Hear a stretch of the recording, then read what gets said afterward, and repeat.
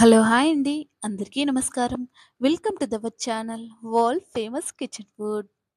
ఈరోజు మనం చాలా టేస్టీగా, మరి కాస్త వెరైటీగా ఈరోజైతే పూర్ణం బూరెలనైతే ప్రిపేర్ చేసుకోబోతున్నాం. తప్పకుండా ట్రై చేయండి. ఎందుకంటే బూరెలంటే మనం ప్రతిసారి పప్పుతో ప్రిపేర్ చేస్తూ ఉంటాము. కానీ ఇలా కాస్త వెరైటీగా, మరి కాస్త టేస్టీగా ఇలా ట్రై చేయండి. చాలా బావుంటుంది. నాకైతే చాలా బాగా నచ్చింది. మా ఇంట్లో వాళ్ళందరికీ కూడా చాలా అంటే చాలా బాగా నచ్చింది. మీకు కూడా నచ్చుతుందనుకుంటాను.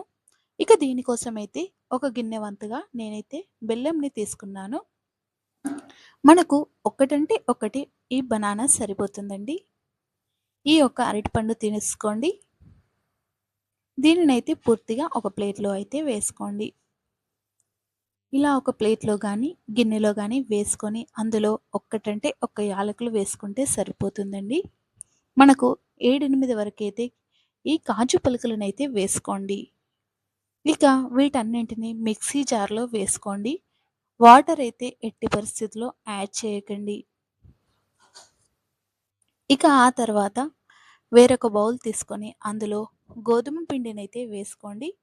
హాఫ్ టేబుల్ స్పూన్ వరకైతే పసుపుని వేసుకొని, కొద్దిగా నెయ్యిని కూడా వేసుకొని చక్కగా కలుపుకోండి. ముందుగానే పసుపు మొత్తం మిక్స్ అయ్యే వరకైతే కలుపుకోవాలి.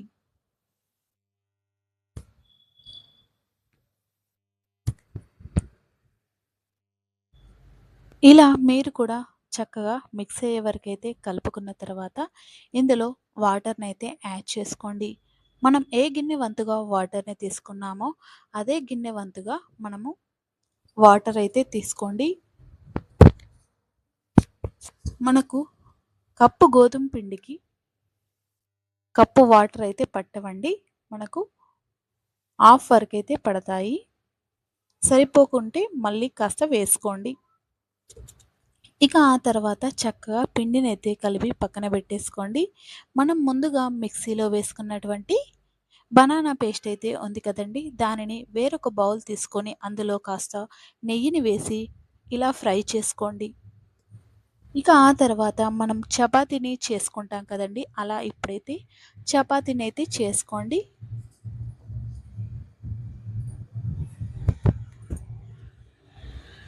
ఇలా మీరైతే ఒకసారి ఇలా రోల్ చేస్తే సరిపోతుందండి.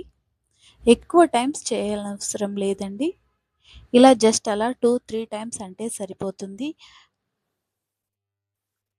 ఇక ఆ తర్వాత మనం ముందుగా ఫ్రై చేసి పెట్టుకున్నటువంటి బనానా పేస్ట్ అయితే ఉంది కదండీ! ఇదేనండి పూర్ణం అండి.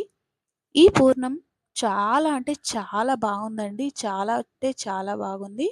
తప్పకుండా ప్రతి ఒక్కరికి నచ్చుతుంది. మీరు కూడా ఇలా ఒక్కసారి ట్రై చేయండి.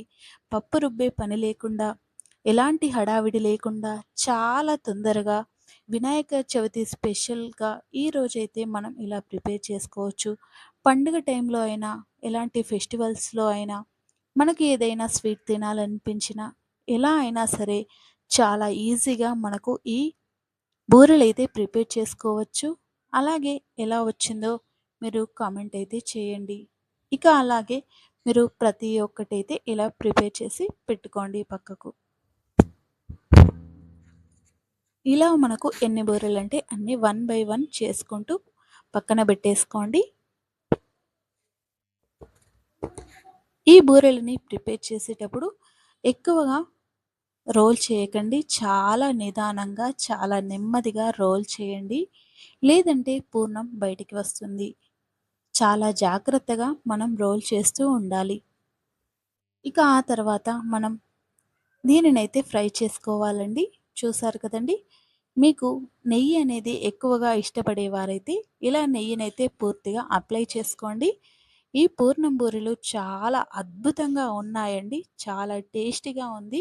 మీరు కూడా తప్పకుండా ట్రై చేసి ఎలా ఉందో కామెంట్ అయితే చేయండి. అంతకన్నా ముందు మా వీడియో నచ్చితే తప్పకుండా లైక్ చేయండి, షేర్ చేయండి, సబ్స్క్రైబ్ చేసుకోవడం మాత్రం అస్సలు మర్చిపోవద్దు. చూసారు కదండీ! చాలా పొంగుతూ వచ్చాయి. థ్యాంక్ యూ అండి. Thank you for watching.